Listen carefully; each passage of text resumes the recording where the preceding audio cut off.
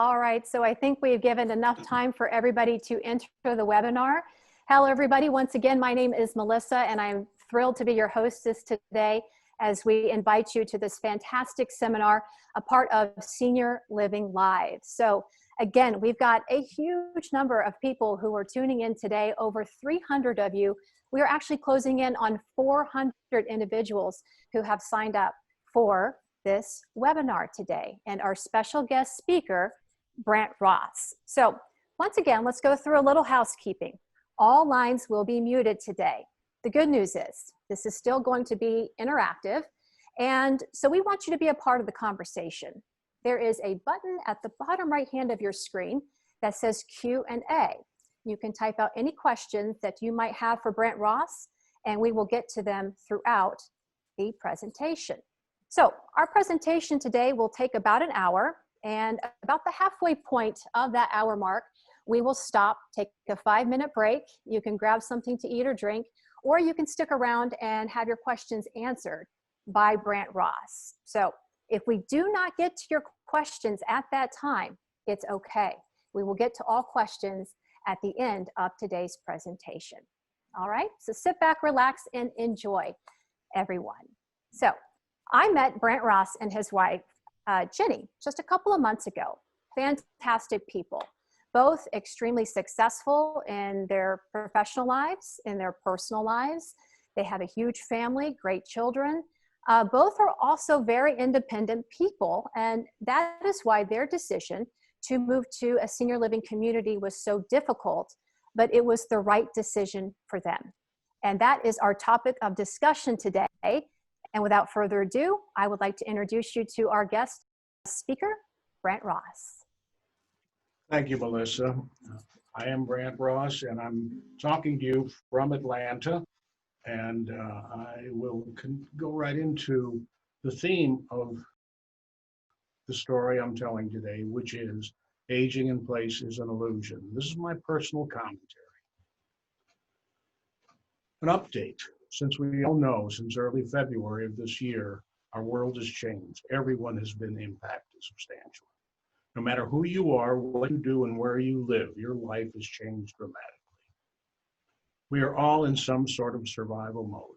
As seniors who are the primary target of this deadly virus, we really have one mission: to survive the coming weeks and months. Firstly, a disclaimer. I am not a professional geriatric counselor. I am not a healthcare professional. I'm a retired businessman, happily married for 61 years with 3 children and 6 grandchildren. 5.5 years ago, we sold our home, downsized, and transitioned happily to a senior residence. Over the last 5 years, I've taught classes in many subjects, including senior transitioning, and have witnessed many sad situations with family, friends, and strangers. Here are some of their stories and my perspective on why aging in place is an illusion. Before we begin, I want to ask you a question. We won't discuss it now, we'll talk about it later. The question is, what do you want your legacy to be? There is no right or wrong answer. Just keep it in the back of your mind as we go through the program. Aging in place. It sounds so simple, it sounds so easy, it sounds so practical. Why not? Stay where you are, stay in the home you love, near the things you love and the people you know and love. Much of the world is telling you to do it. Therefore, it must be right. Or is it? Aging in place at home. You can have a downstairs bedroom, bathroom. You can have an elevator. You can have a motorized chair on your stairs. You can have sit-in shower and tub. Doorways can be adapted, shelves, countertops adjusted, and so on. You can make your entire home adaptable to aging in place. Wonderful walk-in tub and shower. Chairlift. Widening the doorways for mobility. Indoor threshold ramps, also necessary for older adults who use wheelchairs. Kitchen modifications. Appliances may not be an ideal location. Countertops, cabinetry, and appliances may be too high, especially if seniors are in a wheelchair. Flooring modifications. Smooth, but not too smooth, because they make it slippery. Let's pause a moment. Let's go back to 1957. 1957, Ike was president. And of course, Elvis was at his peak. And of course, many of his songs with top rock and roll hits were the top. And of course, every guy's dream car, the 57 Chevy convertible. And a wonderful movie called Sweet Smell of Success with Burt Lancaster and Tony Curtis. This song was written by the Statler brothers, in my opinion, one of the finest country groups, and it was written by Harold Reed. His personal experiences, and of course it's mythical. Harold Reed incidentally passed away a few weeks ago. Tommy's selling used cars, Nancy's fixed hair, Harvey runs a grocery store and Margaret doesn't care. Jerry drives a truck for Sears and Charlotte's on the make, and Paul sells life insurance and part-time real estate. Ellie's a hostess, Frank works at the mill, Janet teaches grade school and probably always will. Bob works for the city, Jackson lab research, and Peggy plays the organ at the Presbyterian church. And the class of 57 had its dreams. Oh, we all thought we changed the world with our great words and deeds. Or maybe we just thought the world would change to fit our needs. The class of 57 had its dream. Betty runs a trailer park, Jan sells Tupperware, Randy's on an insane ward, Mary's on welfare. Charlie took a job with Ford, Joe took Freddie's wife, Charlotte took a millionaire, and Freddie took his life. John is baking cattle, Ray is deep in debt, where Mavis finally wound up is anybody's bet. Linda married Sonny, Brenda married me, and the class of all of us is just part of history. And the class of 57 had its dreams, but living life from day to day is never like it seems. Things get complicated when you get past 18, but the class of 57 had its dreams. The class of 57 had its dreams. Aging in place is an illusion. Hazard number one, your home. For many seniors, the home represents a significant part of their net worth. Putting more money into the home increases your investment, which may not be recoverable. Since we don't know our destiny, it's difficult to guess what our financial, physical, and emotional needs will be. The home is an illiquid asset. In other words, you cannot easily and quickly make it liquid into cash. Think about it. Let's say you make all the necessary changes in your home to make senior livable. Since someday, no matter what, your home will have to be sold. Who is going to buy this home? The senior features may limit the potential buyers. If the typical buyer today is going to be a millennial, they're not interested in those kind of features.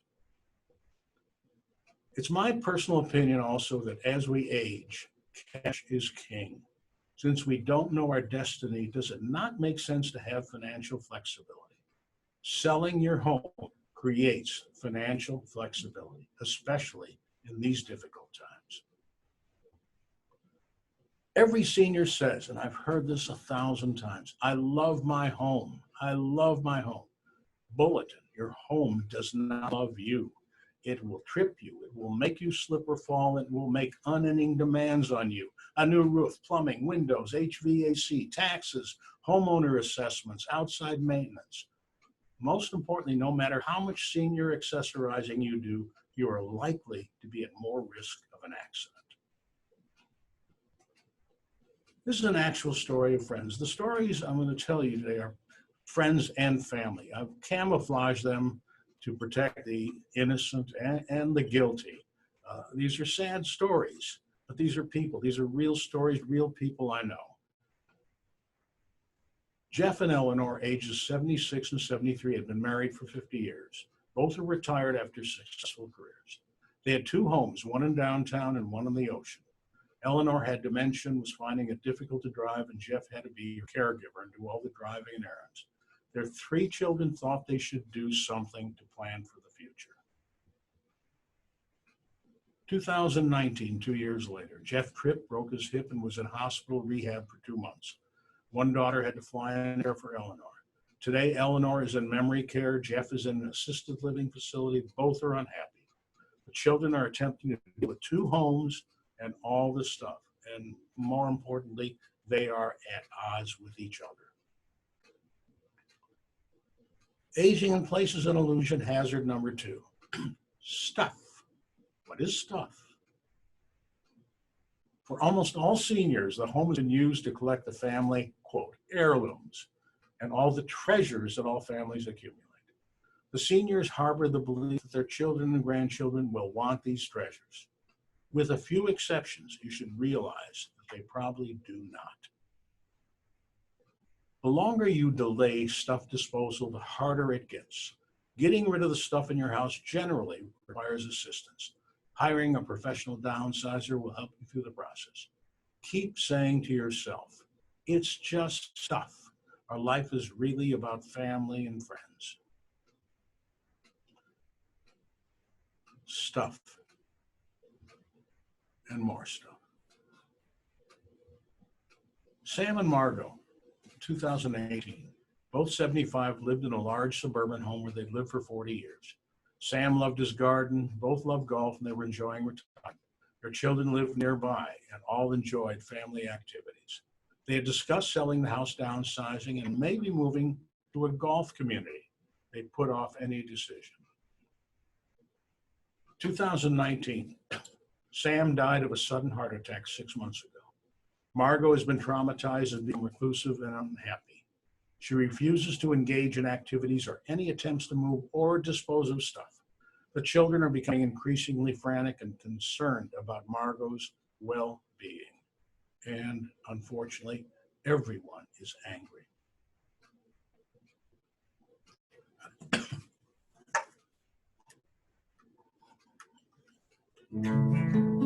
A great song written by Bob Dylan. May God bless and keep you always. May your wishes all come true. May you always do for others and let others do for you. May you build a ladder to the stars, climb on every rung.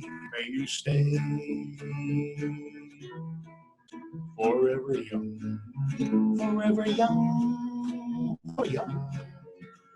May you stay forever young. May you grow up to be righteous. May you grow up to be true. May you always know the truth and see the light surrounding you. May you always be courageous, stand upright and be strong. May you stay forever young, forever young, forever young. May you stay forever young. May your hands always be busy. May your feet always be swift. May you have a strong foundation when the wind of changes shift. May your heart always be joyful. May your song always be sung. May you stay forever young, forever young, forever young. May you stay forever young. Another story of people we know. Bill, 2017, age 80, had a successful business career, then a retirement, and traveled the world for many years. His wife passed away years ago, and he dates occasionally. His children live locally, and although grown adults, they are needy and await their eventual inheritance. Bill contributes to their support as well as their children, and is very troubled by their dependence on him. He lives alone in a 12-room home in need of much work. 3 months ago, Bill was diagnosed with cancer. He is undergoing radiation and chemotherapy and is debilitated and needs home care. His middle child called recently and asked how much would they receive upon his demise. She called him because she was doing some estate planning. Anyway, he's increasingly isolated, constant pain, physically and emotionally. He finds it more difficult to make any decisions. The children are waiting and just waiting and waiting. Hazard number 3, family. If you have family, here's what generally happens. Every decision that you do not make about your life or lives may end up being decided by your family. If there are multiple family members, there's a high probability of disagreements. Those disagreements can polarize the family and create long-standing issues. Is that what you want for your legacy? If you have one child, decisions not made may cause undue hardship on that child, especially considering their own job, their family situation, location. If you have more than one child, it is likely that one of the children will have a disproportionate burden on them, perhaps causing a breach in their relationship. Every decision that you do not make is a potential threat to family harmony. An unsold house. One child wants to sell it, one wants to rent it, one wants to keep it and live in it. If you have no children, some relative may have to step in and make decisions. Choosing your next home is a complicated process. Whether you choose an apartment, a smaller condo, or a senior residence, there's a lot of research that you need to do. Doing it under stress as a result of an illness or accidents creates family trauma. It's impossible to do it properly if you are under stress. Frequently, we see families come to town under time pressure to find a home, quote, for mom or dad, unquote. All too often, the choice is quick and inappropriate. It is better for you to choose your own home. Another story of people we know. Janet and Sam. Sam sold his business and he and his wife, Janet, were enjoying retirement. They lived in a large suburban home and were able to travel extensively. They had talked about downsizing and moving into a smaller condo since they were spending so much time away from home. Their 2 children lived in different cities and would visit occasionally. Sam died a year ago, and his wife is having trouble adjusting and is still mourning. She states pragmatically that, quote, "My husband died and did not take his stuff with him," unquote. She was serious. She's a recluse and participates in no activities and wanders through her large home looking at her stuff. Her children call occasionally but do not visit since they feel helpless since their mother is not receptive to any suggestions or help. Hazard number 4, socialization. Healthcare professionals agree that socialization is one of the greatest senior health benefits, and I emphasize health. Aging in place can cause reduced socialization. Socialization also, while aging in place, puts a greater need on driving, which can be problematic. Reduced socialization can cause diminished interactive skills. Home health care specialists can provide needed resources, and they're terrific. I admire them, and they're very competent. But they're usually not providing the interaction with peers that we need. We have so much commonality in how we lived our lives and what we came through. We're members of the greatest generation and the silent generation.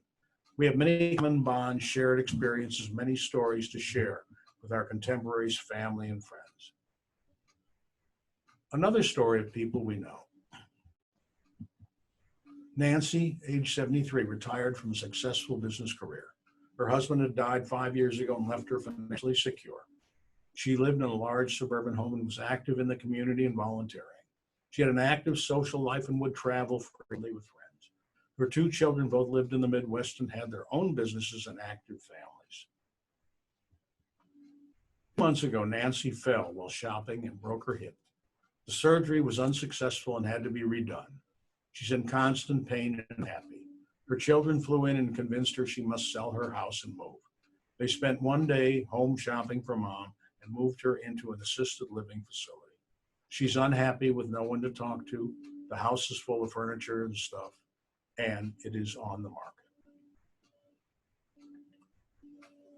Important announcement, an alert, change the subject. I am not a financial advisor, and I'm only passing this on as a personal suggestion.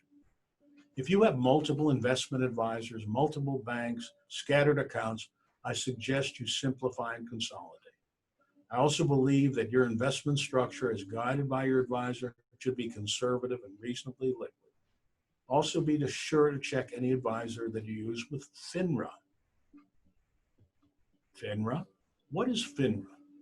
FINRA is the Department of the Securities and Exchange Commission that administrates all the brokers and financial planners in the U.S. Any broker and financial planner must be registered with FINRA. Every year, there are thousands of claims filed against investment advisors not acting in your best interest. Does this next slide ring any bells? May not be able to see that name in the upper left, so I'll enlarge that. Bernard Madoff. What you do, and I urge you to check out your investment advisor at the FINRA website. And all you have to do is to Google broker check, B-R-O-K-E-R check, and it will take you to the FINRA website. And that's www.finra.org. And just put in the name, location, your broker or financial planner, and it will tell you all about their financial investment history, if they've had claims. And I urge you to do this because we're in for some tough times ahead. I don't think there's any question about that. You want to be sure that you're with someone who is operating in your best interest, not in theirs. Selling a home is a lot different than it used to be. Buyers are different, the process is different, and things that didn't matter to us years ago now do matter to the buyers of today. Here's what we did. First, when we made the decision, I hired a home inspector to inspect our home from the eyes of a potential buyer and from the perspective of a bank and all the agencies who administer the process. Sounds crazy, but hiring a home inspector will give you insight as to what you need to do to make your house saleable, meeting all the safety standards that are requirements of any sale.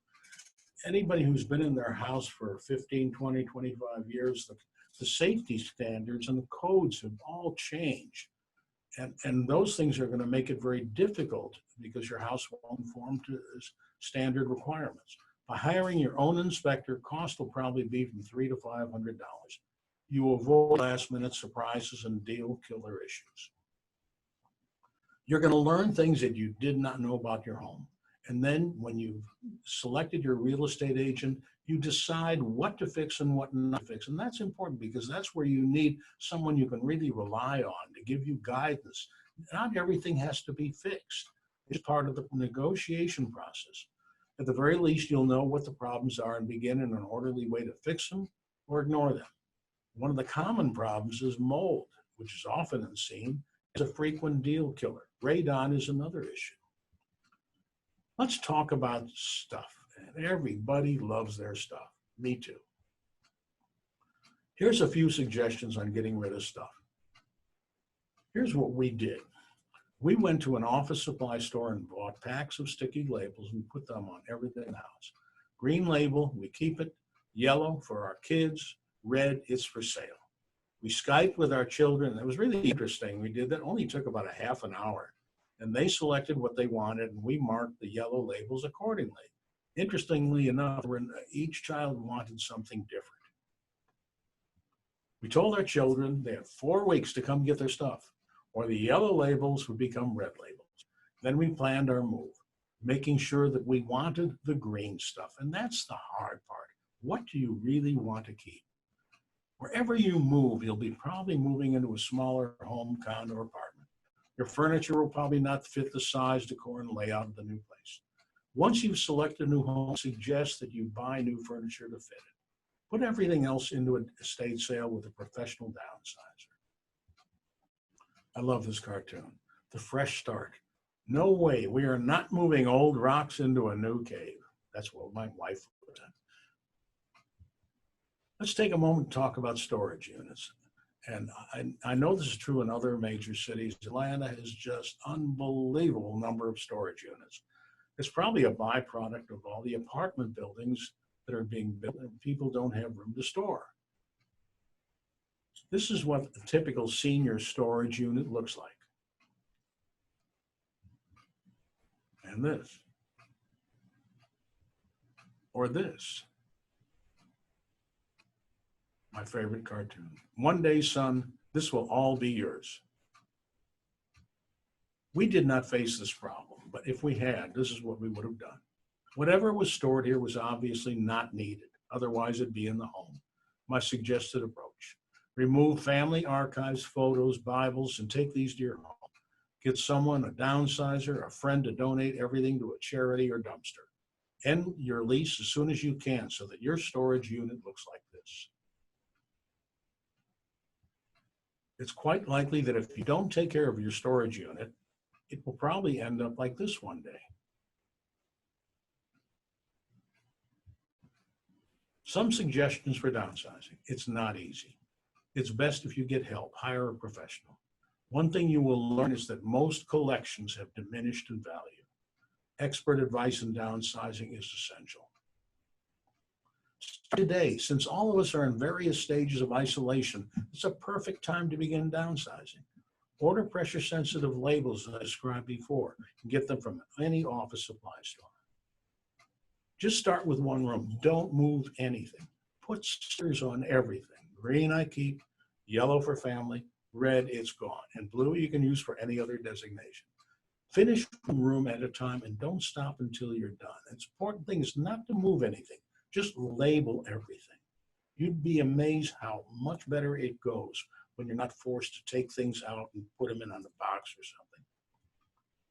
Create your own rules. Here were a few of mine. Clothes. If it doesn't fit, it's gone.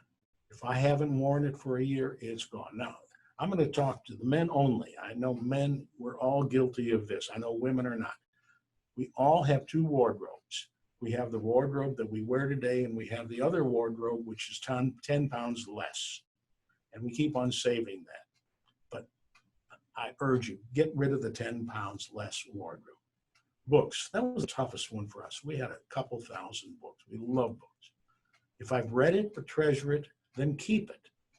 If I haven't read it, but I'm sure I will, then keep it. Everything else goes. We got rid of probably 1,500 books. And one of them I was sorry about, and I bought it on Amazon for $3. Pictures and photographs. This is a common problem. Do yours look like this? Drawers and boxes of pictures and photographs. If you have pictures and boxes in total disorder, here's what my wife did, an absolutely brilliant idea. They don't have to be in order. They don't have to be sorted, organized. Take the problem and make it into a solution. Make a collage.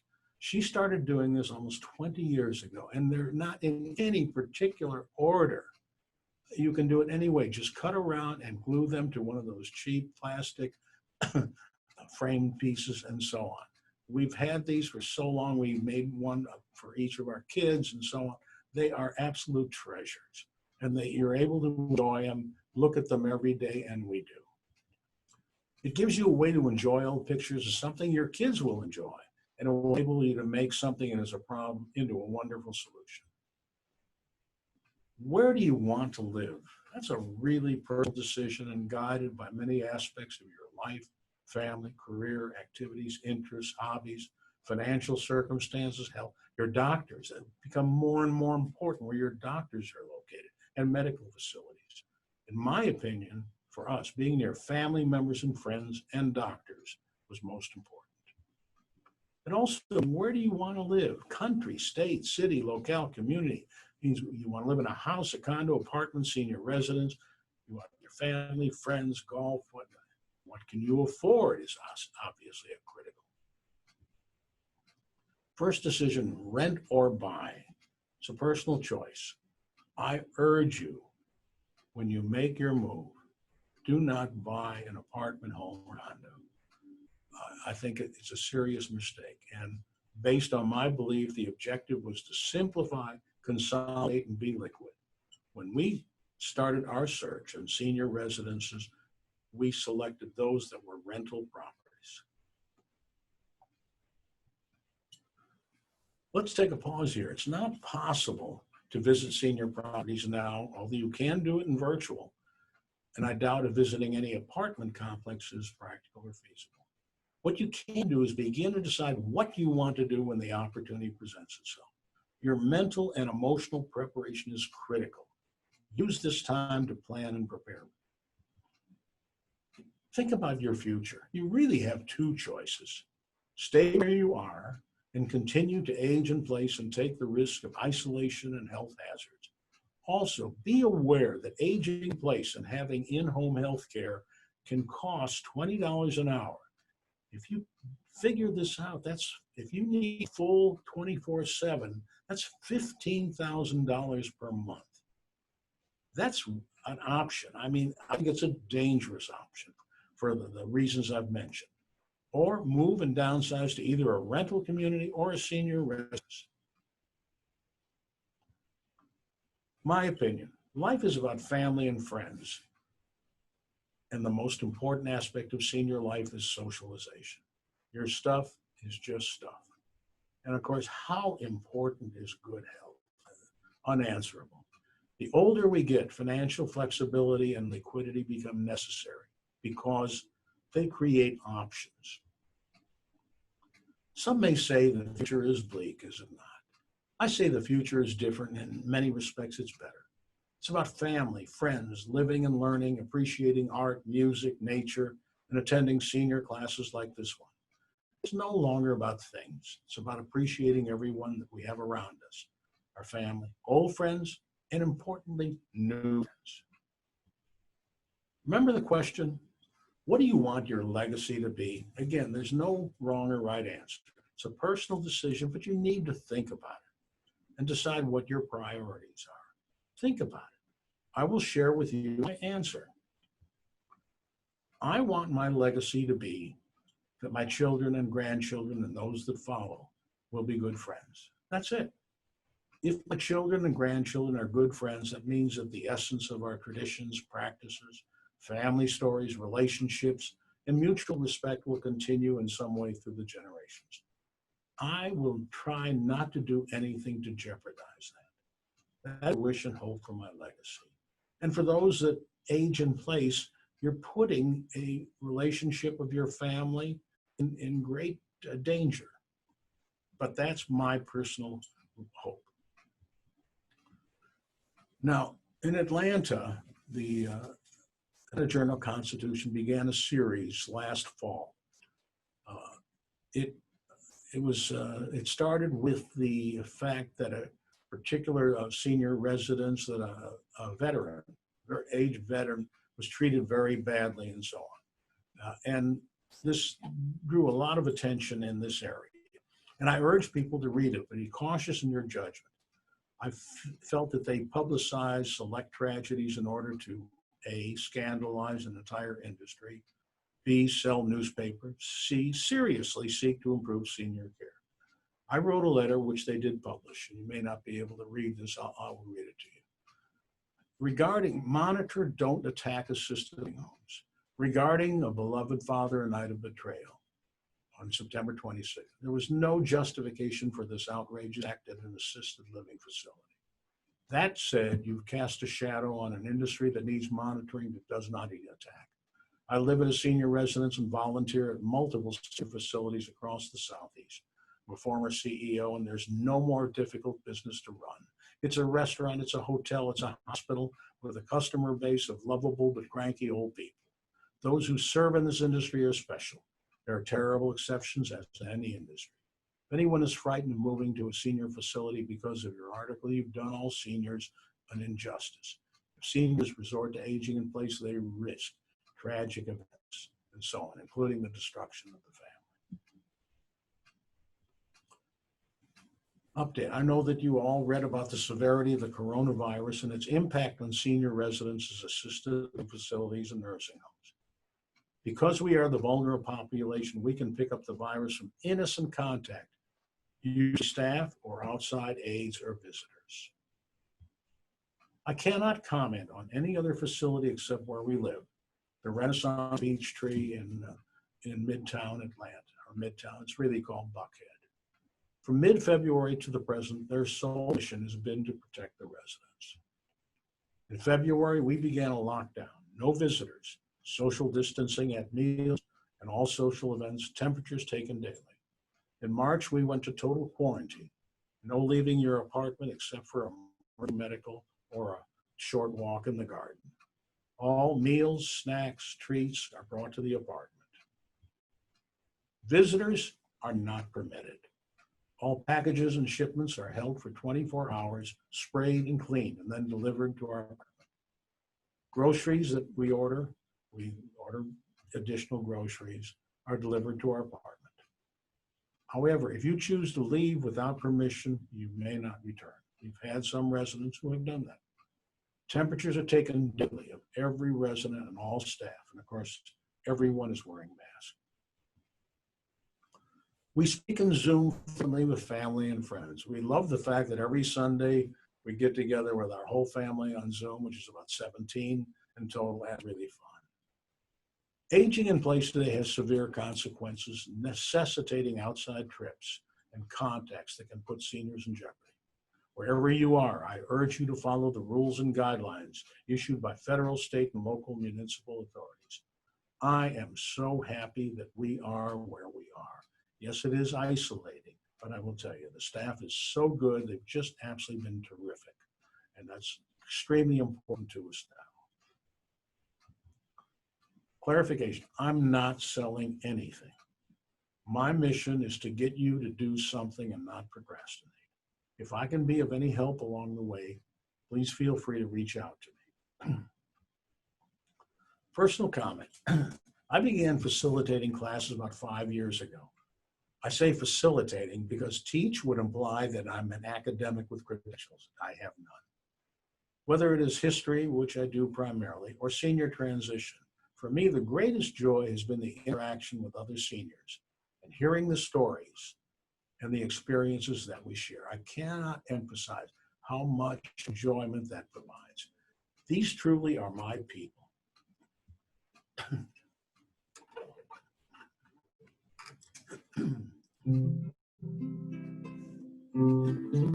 These are my people. This is the land where my forefathers lie. These are my people. In brotherhood we're born of a creed to live by. A creed that proclaims that by love's one's blood stains. This is my land, and these are my people. These are my people. They were born on and live by the land. These are my people, and their cities were raised by hard-working hands. And their faces do tell that they're holding on well to this their land. Yes, these are my people. These are my people. These are the ones who will reach for the stars.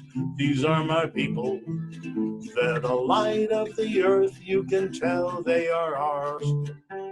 A new step to take and a new day will break. For this my land, yes, these are my people. For this my land, yes, these are my people. And that's the end of the program. These are my contact information. If you would like to call me or send me an email, please do so. I'm happy to do anything I can. Again, my mission is to do whatever I can to help my peers. And Melissa, I turn it over to you. Thank you. We should say thank you for that fantastic presentation. And I'm going to clap. I feel like maybe everybody else out there who's still sticking with us is doing the same. Very well done. We did get quite a few more questions during the back half of your presentation. So stand by, grab some water, Brandt, and we're going to rapid fire here momentarily. Again, thank you all for joining us. This is part of Senior Living Live and the first of what we hope to be many informative webinars over the next couple of months. So, Brandt, let's go to a couple of questions that we've kind of combined from Karen and Iris. How would you perhaps respond to somebody who is afraid to make that move right now as a result of the coronavirus? Well, I think I can understand that because I will say this though, the facilities are taking much more care than you could possibly take in your home. You are faced with having to go to stores, do shopping and things like that. So you're risking an exposure. These facilities now understand the drill. I mean, the states have gotten involved, established new protocols. I can't think of a safer place to be, frankly, than in the senior facility that we are, which is the Renaissance managed by Arbor. And I know that yesterday we we talked about this a little bit, and you mentioned it in your presentation that there is a little bit of a stigma, and maybe even more so. Just you hear the news reports with the coronavirus and the pandemic and what is happening in some of these senior living communities. And as you said, you can only speak to where you live in Renaissance, an Arbor community. But can you maybe talk a little bit more about the details that this community has taken in terms of that care with the PPE? What are they physically doing to ensure safety at the community? Well, the first thing is that no visitors. So therefore, they have cut off access. Vendors cannot come in. Delivery men can come in, but they don't enter the building. All packages are scrubbed down. People, outside care workers, same thing. Everybody's temperature is taken every day. If you have a temperature, then you are put into where we will have you tested, so that they've done everything to prevent from outside contamination.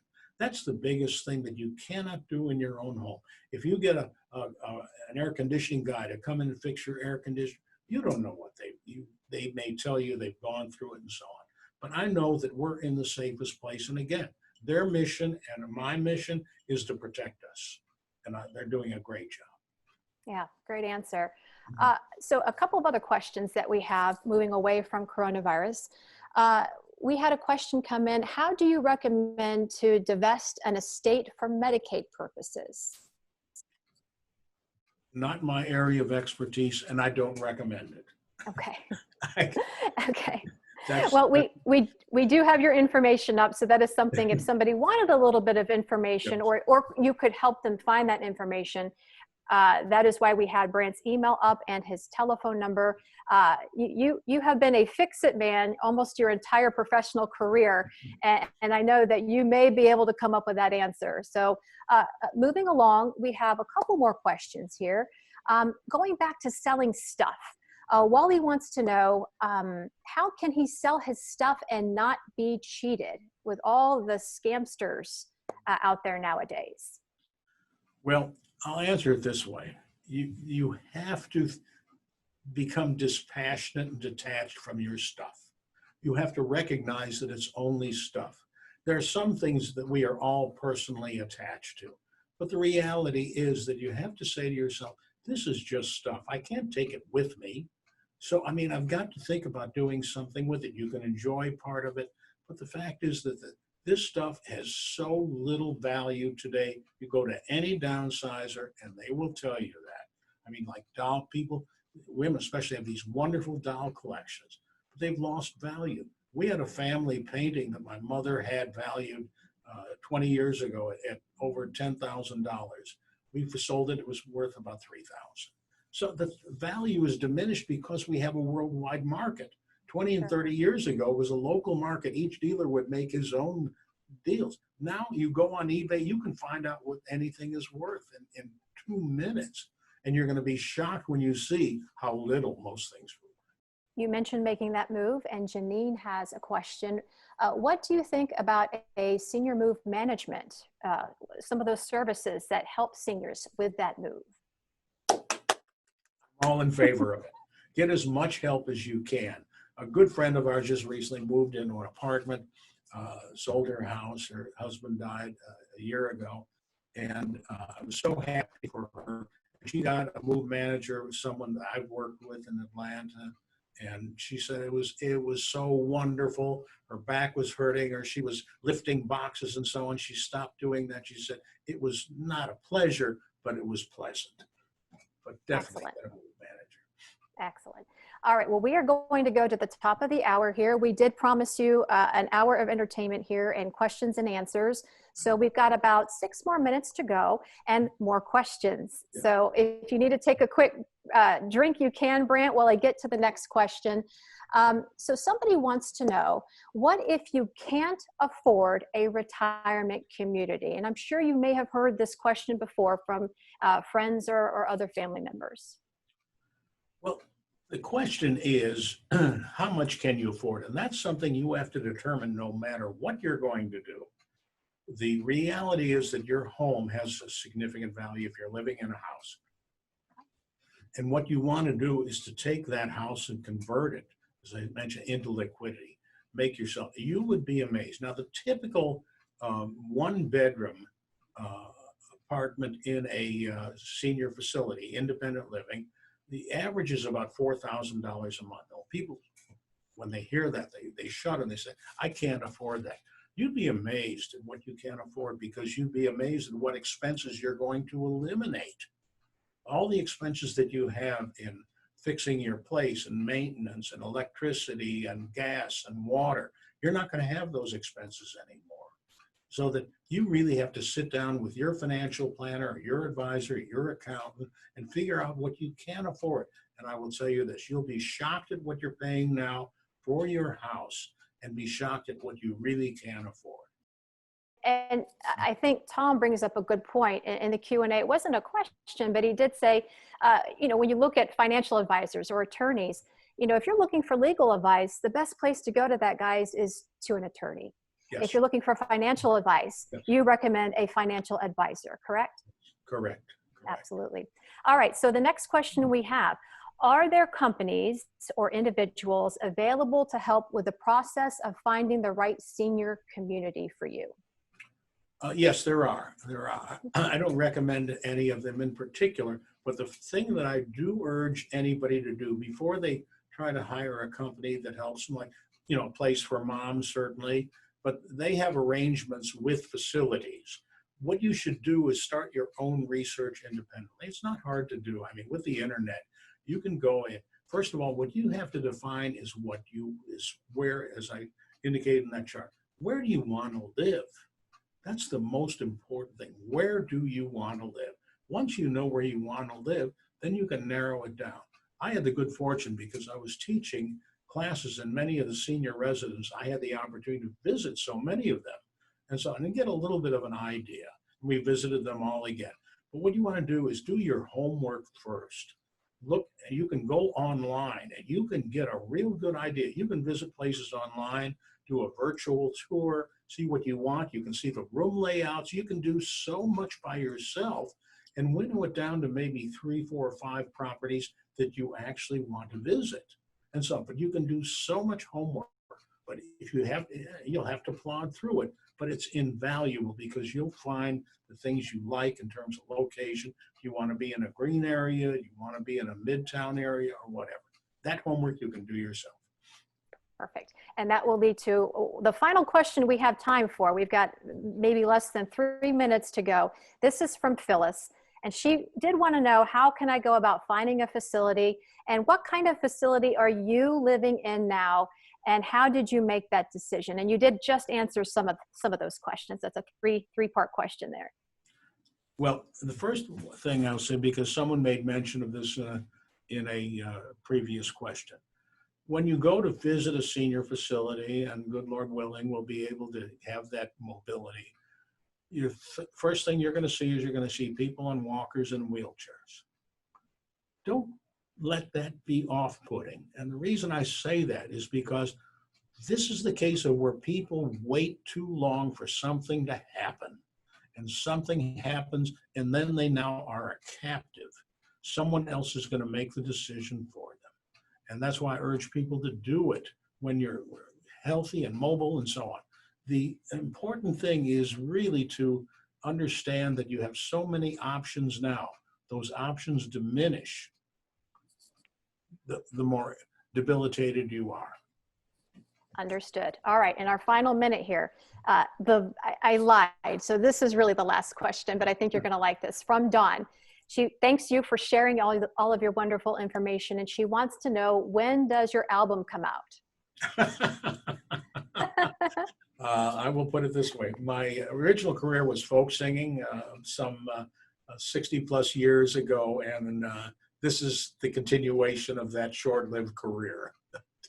Understood. Well, you got great pipes. And once again, everyone, Brandt Ross, thank you again for taking the time out to share your experiences. And I hope that many here today were able to get some questions answered in terms of making that move or that next step to senior living.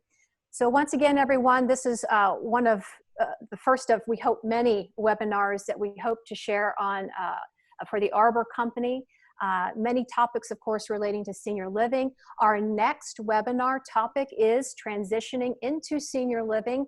So sort of the next step from Brandt Ross's great presentation here today. You can certainly find everything on the Arbor Company website for more information. And again, if you were able to write down the telephone number and email for Brandt Ross, he has generously offered his time to answer any questions you might have beyond today's webinar. So if you maybe missed part of the webinar and want to catch it, you can log on to arborcompany.com and we will have it put up here momentarily. So everyone, thank you for watching this edition of Senior Living Live. Have a great day, everybody. Thank you.